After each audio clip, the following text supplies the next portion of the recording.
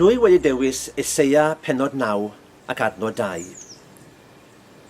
Mae'r bobl oedd yn byw yn y tywyllwch wedi gweld golau llachar. Mae golau wedi gwawrio ar y rhai oedd yn byw dan gysgod marwolaeth. Un o fy hoff lyfrau yn yr Hen Testament yw llyfr y proffwyd Eseia. A bob tro dwi'n ei ddarllen, dwi'n rhyfeddu ar ffordd sgrifennodd o dan yn eined yr ysbryd glân. Wydd e'n sôn am ddyfodiad yr arglwydd Iesu Grist 800 o flynyddoedd cyn iddo ddigwydd. Mae'n delio gyda themau arbennig, cyfiawnder ac anghyfiawnder, tlodi a chyfoeth, goleuni a tywyllwch. Ac yn yr adnod yma, y Mae Eseia yn sôn am oleuni yn llewyrchu yn y rhai oedd yn byw dan gysgod marwolaeth neu yn gysgod tywyllwch. A mae'n ddan hyfryd iawn iawn. Amser dwi'n darllen, dwi'n cael fatgoffa o mlyntyndod. Ges i'n ngeni, anodd chi gredu, ges i'n ngeni mewn cyfnod, doedd ddim trydan gyda ni'n y tŷ.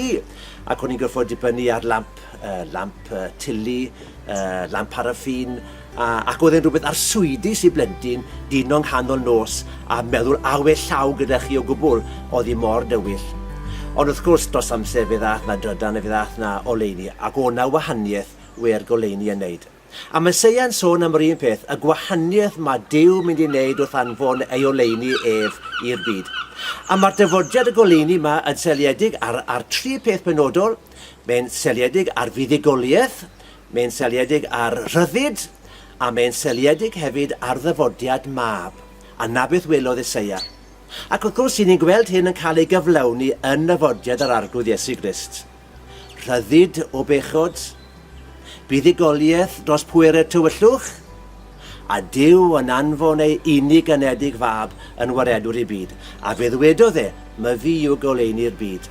Ac o fe ddath bobl o dywyllwch i oleuni wrth gredu ynddo fe. A'r un yw'r angen heddi. Mae bobl yn byw mewn tywyllwch ysbrydol, boed i'r tywyllwch na fod oherwydd bechod, oherwydd eu perthynas nhw sydd ddim gyda nhw a Duw, ond mae'r Efengil yn gweithio yn rhyfeddol iawn. A mae bobl yn cael ei ryddhau. Mae bobl yn profi buddugoliaeth Iesu Grist dros angau a'r bedd, a mae hwn yn newyddion hyfryd, newyddion gyfoes iawn iawn. Goleuni yn llewyrchu yn y tywyllwch.